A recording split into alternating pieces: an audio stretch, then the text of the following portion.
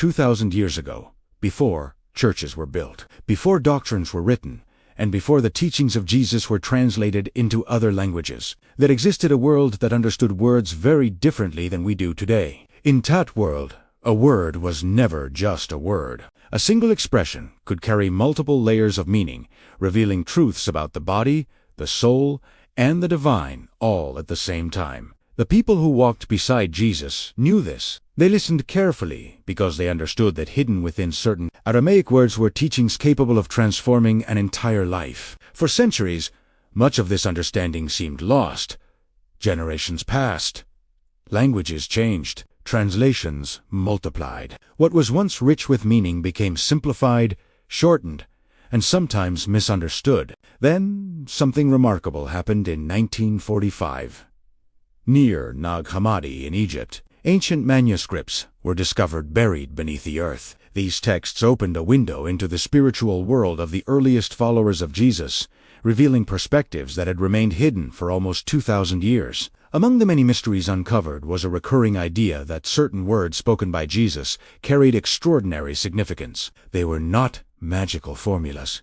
They were not secret spells. They were keys to understanding restoration, inner renewal, and the relationship between humanity and God. But one particular word appears again and again in traditions connected to healing, wholeness, and transformation. A word so powerful that its deeper meaning became almost invisible through centuries of translation. What was this word? Why did it seem to disappear from ordinary teaching? And what did the first disciples understand about it that most people today have never been taught? Stay with me, because before this message ends, you will discover a word that once changed lives wherever it was spoken. A word whose true meaning reaches far beyond what most people imagine. The modern world treats language as information. We use words to describe things, give instructions, and communicate ideas. But the world of Jesus was profoundly different. In ancient Semitic culture, words were living realities. A word did not merely describe an experience. It participated in that experience. It carried identity, purpose, and meaning far beyond its literal definition. This is one of the reasons the teachings of Jesus continue to fascinate scholars, historians, and spiritual seekers alike. The people who first heard him speak were not listening only to his message. They were listening to the layers hidden within the language itself. Every expression carried echoes of scripture, tradition, prophecy, and spiritual understanding. When Jesus spoke about restoration, healing, renewal, and the power of God, his listeners often heard meanings that cannot be fully captured in modern translations. What appears simple on the surface often contained extraordinary depth beneath it. The manuscripts discovered in 1945 helped researchers understand just how much richness existed within these ancient traditions. While the texts themselves do not provide a secret code or hidden formula, they reveal something equally fascinating. The earliest followers of Jesus viewed spiritual transformation as a complete restoration of the human person. Body, mind, heart, and spirit were never separated from one another. To them, true healing was not simply the absence of sickness. It was the return of harmony. It was the restoration of what had been broken. It was the recovery of what had been lost. And among the words associated with this understanding, one stands above the rest. That word is asuta. At first glance, asu, ta, is often translated as healing, but that translation barely scratches the surface. The people who originally spoke this word understood something far deeper. They understood that asuta was not merely about recovering from illness. It was about becoming whole again. And what you are about to discover is that this deeper meaning may explain why the word carried such power among those who first heard the teachings of Jesus.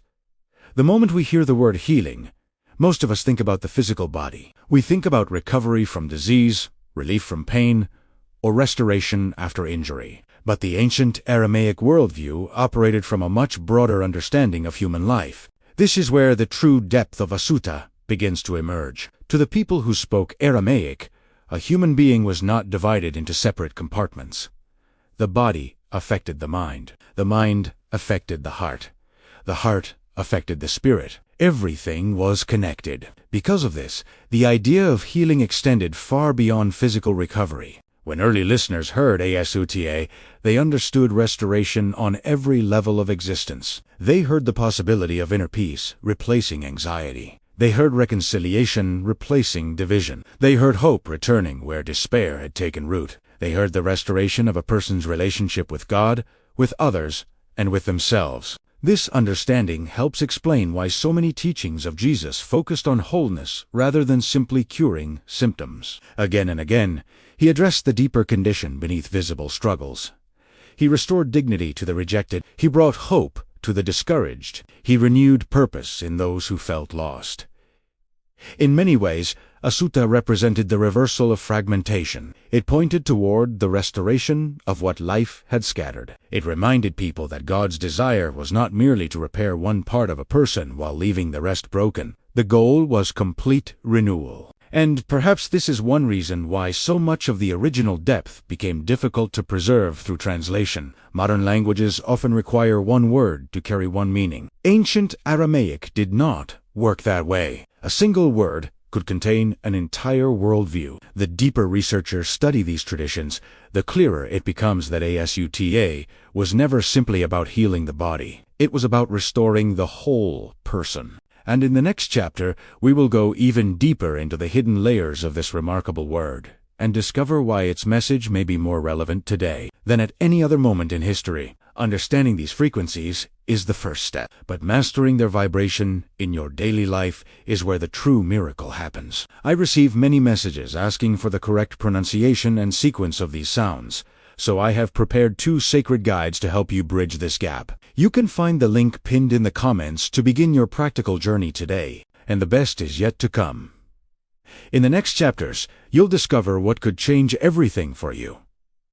If Asuta represented restoration, why does this ancient word feel so relevant in our modern world? The answer may be simpler than most people realize. Humanity has changed dramatically over the last 2,000 years, but the deepest struggles of the human heart remain remarkably similar.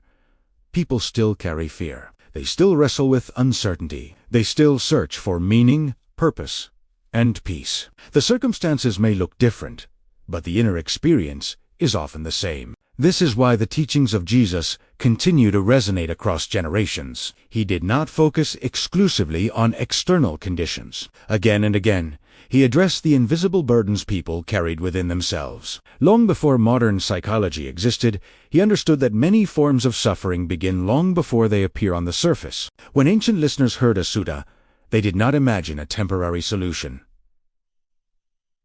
They imagined a return to alignment. They imagined the restoration of something that had drifted away from its intended design. A person experiencing anxiety would not simply seek relief from anxious thoughts. They would seek restoration of inner peace. Someone struggling with hopelessness would seek the return of purpose and direction. Someone feeling disconnected would seek reconciliation with God and with their own identity. This perspective changes everything. Many people spend years trying to eliminate symptoms while never addressing the deeper source of fragmentation beneath them. They seek peace without understanding wholeness. They seek confidence without understanding identity. They seek direction without understanding purpose. But the ancient worldview behind the Sutta points in another direction. It suggests that true transformation begins when the scattered pieces of life are brought back into harmony. This may explain why the earliest followers of Jesus spoke so often about renewal rather than mere improvement. Renewal implies something deeper. It implies returning to the original design placed within every human being by God.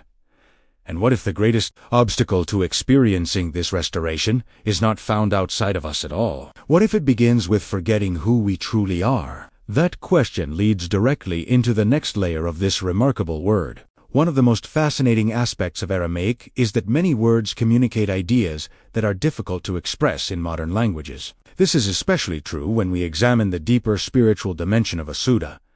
To modern ears, healing often sounds passive. Something happens to us. We receive treatment, we recover. The process appears external. But the ancient understanding behind Sutta carried a very different emphasis. The word pointed toward restoration that begins from within. The teachings associated with Jesus repeatedly encouraged people to reconnect with what had already been placed inside them by God. Faith was not presented as something imported from the outside. It was awakened from within. Hope was not manufactured. It was rediscovered.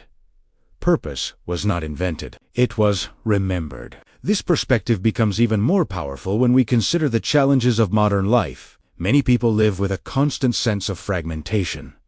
Their attention is divided. Their minds are overwhelmed. Their energy is scattered across countless demands and distractions. The result is often a quiet sense of disconnection. Disconnection from purpose, disconnection from peace, disconnection from their relationship with God. The deeper meaning of Asuta speaks directly to this condition. It reminds us that restoration is not merely about fixing what is broken. It is about reconnecting with what was always present beneath the noise. The earliest followers of Jesus understood this principle well. They believed that every human being carried an intrinsic value and divine purpose that could never be completely erased. It could be forgotten. It could be neglected. It could become buried beneath fear and confusion. But it remained there, waiting to be rediscovered. Perhaps that is why this word survived through centuries of change. Not because it belonged to the past, but because its message is timeless. The call to become whole again is as relevant today as it was 2,000 years ago. And in the next chapter, we will uncover the final and most profound layer of Asuta, revealing why this ancient word was associated with one of the most transformative ideas in the teachings of Jesus. If this teaching is stirring a deep resonance in your heart, it is a sign that your soul is ready to return to its original blueprint. To support you in this transition, my guides explain the layers of meaning behind the first sacred words, offering you a path to clear the interference of the world. The link to access these tools is waiting for you in the pinned comment. As we arrive at the deepest layer of Asuta, we begin to understand why this word carried such extraordinary significance in the world of Jesus. Up until now, we have explored restoration as healing, wholeness, inner peace, and renewed purpose. But beneath all of these dimensions lies something even more profound. The earliest followers of Jesus believed that every human being was created with an intended design. Life was not random. Identity was not accidental. Purpose was not something invented through achievement or social status. It was something woven into the very fabric of a person's existence. Yet over time people drift away from that original design. Fear obscures it. Disappointment buries it. Pain hides Italiano. The pressures of life gradually convince many individuals that they are less than they were created to be. This is where the deepest meaning of Asuta begins to emerge. The word points toward restoration, not merely of health, emotions, or relationships, but of identity itself. In the teachings of Jesus, true transformation often began when people remembered who they were before fear defined them. He consistently called people beyond labels, beyond failures, beyond limitations. He spoke to something deeper than their circumstances. And when that deeper reality awakened, everything else began to change. The ancient listeners understood this intuitively. They saw restoration as a return to alignment with God's intention. They believed that a person living in harmony with that purpose experienced a different quality of life altogether. Their decisions became clearer. Their relationships became healthier. Their fears lost much of their power. This is why Asuta was never merely about fixing problems. It was about recovering what had been forgotten. Perhaps the greatest tragedy is not that people suffer. Perhaps it is that many people forget the value, dignity, and purpose that have always existed within them. And perhaps the greatest restoration begins the moment that remembrance returns. The ancient word continues to echo across centuries because its message remains unchanged. Wholeness is possible. Renewal is possible.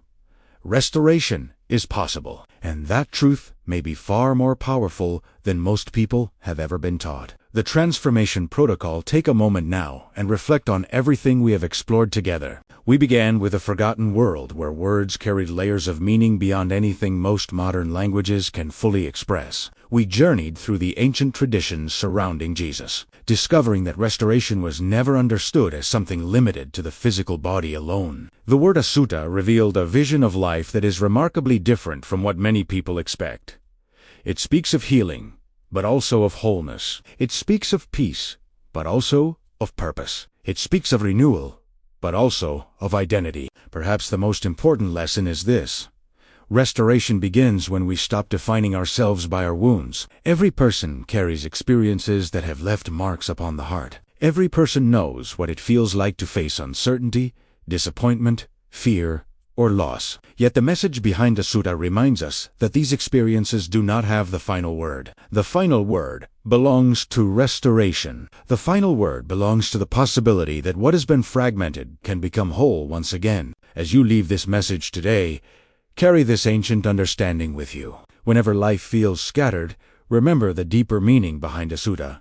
Remember that restoration is not merely about changing circumstances, it is about reconnecting with the purpose, peace, and identity that God placed within you from the beginning. The earliest followers of Jesus understood that true transformation was not something reserved for a select few. It was an invitation available to all who are willing to seek it. That invitation remains open today. For those of you who have been awakened by these teachings and felt something meaningful during this journey, we invite you to explore our sacred study guides. They were created to help you go deeper into the wisdom shared here and continue your path toward greater awareness, inner peace, and true fulfillment. The link is pinned in the first comments. This could be the opportunity you've been waiting for, to begin one of the greatest transformations of your life, expanding your understanding and strengthening your connection to the ancient wisdom that has been passed down through the ages. And before you leave, we would love to hear from you. If you felt a shift in your energy, gained a new insight, or experienced an inner awakening during this message,